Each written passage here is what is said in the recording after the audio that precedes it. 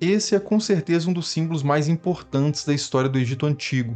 Apesar dos seus quase 5.000 anos de existência, ou talvez até exatamente por causa dessa antiguidade, esse é um símbolo que continua fascinando as pessoas até os dias de hoje. Ele está presente na forma de amuletos, em desenhos, tatuagens e até em paredes de banheiro. Algumas pessoas atribuem a ele poderes de cura e proteção, e outras acreditam até que ele codifique algum tipo de conhecimento oculto que os antigos egípcios possuíam. Mas afinal, o que realmente é possível dizer de mais seguro sobre esse símbolo? O que a história e a arqueologia conseguem realmente confirmar sobre o seu significado? Meu nome é Henrique Caldeira, eu sou historiador, e nesse vídeo a gente vai analisar exatamente isso, o que as evidências do passado revelam sobre a mitologia, a forma e o uso desse símbolo. A palavra egípcia utilizada para se referir a esse símbolo é o Edjat ou Udjat, que significa são, íntegro ou imaculado, mas ele também é conhecido pela expressão olho de Horus por causa da mitologia associada a ele. Nos mitos egípcios, Horus é uma divindade associada à realeza, filho de Ísis e Osíris. Segundo os textos antigos, o seu pai, Osíris, havia sido o primeiro soberano sobre o Egito, mas ele acabou sendo traído e morto pelo seu irmão mais novo, Set.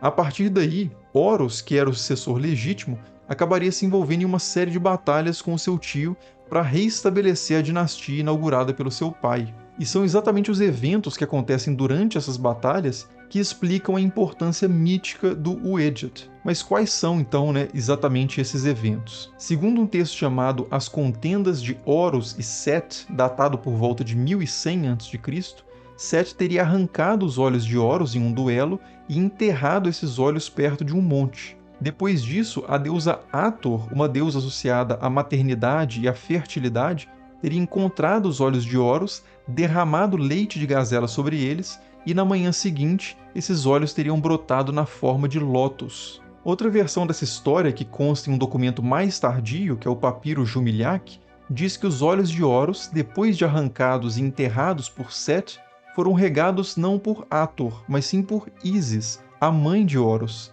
e que eles brotaram na forma das primeiras videiras, a partir das quais teria sido feito o primeiro vinho. E aqui vale dizer que tanto o lótus quanto o vinho eram itens sempre presentes nas oferendas feitas aos deuses no Egito. E a gente vai voltar a esse ponto quando a gente for falar do uso simbólico do olho de Horus. Mas antes disso ainda é preciso considerar outra versão mitológica, muito mais antiga inclusive, relacionada a esse símbolo. Uma versão que já aparece nos famosos textos das pirâmides e no Livro dos Mortos, que são textos que remontam aos primórdios da civilização egípcia. De acordo com esses textos, o olho de Horus não foi restaurado nem por Hathor, nem por Ísis, mas sim por Thoth, o deus da escrita, do conhecimento e também um deus associado à lua. No encantamento 17 do Livro dos Mortos, por exemplo, Thoth pronuncia as seguintes palavras: Eu restaurei o olho sagrado, que foi ferido no dia em que os rivais lutaram. E nos textos das pirâmides, esse olho sagrado é chamado também de o olho menor, e é dito que ele foi reduzido pelo dedo de Set. O texto não explica exatamente o que ele quer dizer com reduzido, nem com olho menor, mas os egiptólogos costumam ver aqui uma relação do olho de Horus com a lua. A dita redução do olho seria uma referência ao fato de a lua minguar, ou seja, reduzir, pelo menos de acordo, claro, com as nossas percepções aqui na Terra, enquanto que a restauração do olho seria uma referência ao fato desse astro voltar a crescer, ou encher.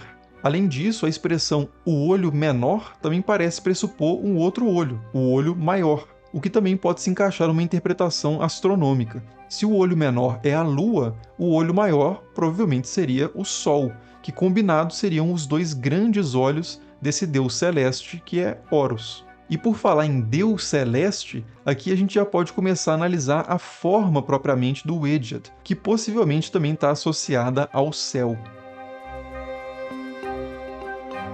Não é difícil reconhecer o Uedjat. Por mais que a gente encontre muitas versões estilizadas desse símbolo ainda na antiguidade, ele tem sempre alguns traços próprios que o diferenciam de qualquer outro olho. São basicamente 6 as partes que compõem o Uedjat: o centro do olho, as partes da direita e da esquerda, a sobrancelha, o traço curto vertical e o traço longo diagonal. Cada uma dessas partes, inclusive, era utilizada na escrita egípcia como um hieróglifo próprio, e segundo alguns egiptólogos, cada uma dessas partes representava uma fração e eram utilizados para registrar medidas, como o peso e o volume de cereais. Mas por que exatamente essas 6 partes, né? Então, a verdade é que não há nenhum texto antigo que explique diretamente essa forma, mas há algumas teorias bem interessantes. A primeira delas, que circula bastante na internet inclusive, é a de que os traços fariam referência ao cérebro humano.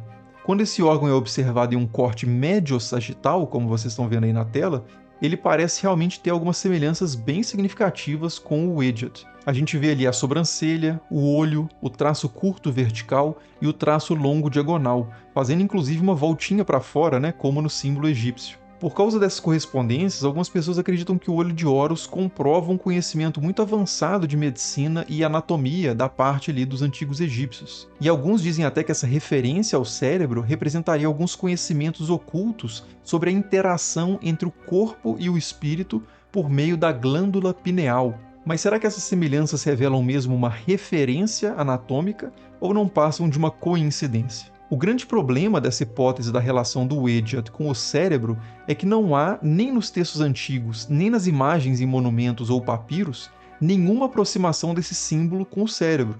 Além disso, os egípcios não parecem ter considerado o cérebro como um órgão sagrado, nem nada próximo disso. No processo de mumificação, por exemplo, o cérebro era retirado do corpo utilizando um gancho que entrava pelo nariz do falecido e depois era descartado. Em comparação, o coração era muitas vezes tratado com sais e colocado de volta no corpo, e às vezes era até protegido por um amuleto especial. E eu digo isso porque o corpo físico era considerado muito importante na vida após a morte pelos egípcios. E as formas de lidar com as partes do corpo no processo de mumificação são boas pistas que a gente tem sobre qual é a importância dada a essas partes pelos que praticavam esse processo. E nesse contexto funerário, nos textos desse contexto funerário, o cérebro nunca é citado como sendo a sede da alma ou fazendo qualquer conexão com o transcendente ou qualquer coisa parecida. É o coração, esse sim, que aparece nos textos funerários como centro da vitalidade e até da memória da pessoa. Por esses e outros motivos, então, poucos egiptólogos hoje apoiam essa hipótese do cérebro. A maioria prefere outra explicação que parece combinar muito mais com o que a gente sabe realmente sobre o Egito e sobre o deus Horus mais especificamente. Horus, como vocês podem ver aí, é sempre representado como um falcão ou com a cabeça de um falcão, que era um animal associado ao céu e ao sol mais especificamente. Nas representações do Horus falcão, a gente vê claramente marcas em volta ali do seu olho, um traço inferior vertical e um traço lateral. Independente de ser uma estátua ou um relevo ou uma pintura, esses traços estão sempre presentes. E é muito provável que esse detalhe faça referência a esse falcão mais especificamente, que é o falcão peregrino, uma ave que pode ser vista até hoje no Egito. Se você observar a região do olho dessa ave, dá para ver claramente ali marcas bem características dessa espécie, que lembram muito o olho de Horus na arte e no Wadjet.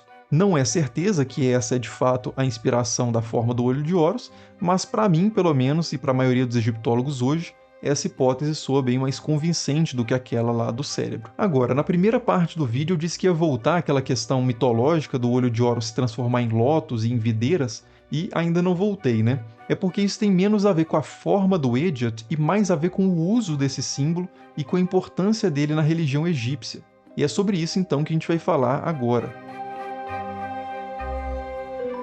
Esses objetos que estão aparecendo aí na tela são estelas funerárias, um tipo de artefato muito comum no Antigo Egito, que contém textos funerários, mais especificamente fórmulas de oferenda, que teriam o poder de ajudar o indivíduo no pós-vida e permitir que ele participasse da mesa dos deuses. E um detalhe muito interessante dessas estelas é que na parte de cima delas estão sempre presentes ali os olhos de Horus. Nos textos das pirâmides, que já foram citados aqui, esse símbolo também aparece conectado principalmente com o tema das oferendas, tanto as oferendas em geral, aos mortos e aos deuses, quanto a oferenda primordial que serve de modelo para todas as outras, que é a oferenda que Horus teria feito a Osíris, o deus morto. Uma oferenda que continha lótus e vinho, além de outros também, alimentos e aromas. Nessa imagem, inclusive, a gente vê o próprio olho de Horus fazendo a oferenda a Osíris, com o falcão de Horus ali do lado, observando. Essa oferenda, na mitologia e nos ritos antigos também egípcios, era entendida como uma forma de Horus vitalizar o pai no mundo além, o Duat, protegendo e fortalecendo esse deus no pós-vida. Por extensão, todas as oferendas no contexto dos ritos egípcios antigos também estavam associados a esse tema de vitalização, de proteção, de restauração e de sacralidade. E o Wedjat, já que ele tinha como significado principal essa questão das oferendas, condensava então também todas essas ideias e por isso era tido como um símbolo especialmente poderoso, que podia ser carregado, por exemplo, na forma de amuletos ou então inscrito em paredes e objetos e dessa forma proteger ou restaurar, curar e vitalizar o seu possuidor. Então, basicamente, era isso que o olho de Horus significava nos mitos e nos ritos do Antigo Egito. A força restaurada de um deus, a força dada aos deuses e aos mortos, e a força dos deuses em benefício dos mortais. Mas, como todo símbolo, claro, seus significados acabariam mudando bastante ao longo da história, e até hoje continuam sendo adaptados e reinterpretados, né? Como eu disse, nos desenhos, nos grupos esotéricos, nas tatuagens e até, de novo, nas paredes de banheiro. Mas é isso, se você achou esse vídeo interessante, não deixe de clicar no gostei aí, deixar um comentário, que ajuda muito na divulgação do vídeo, né? E favorece muito esse tipo de conteúdo aqui na plataforma. Muito obrigado, como sempre, por assistir e nos vemos aí nos próximos. Falou!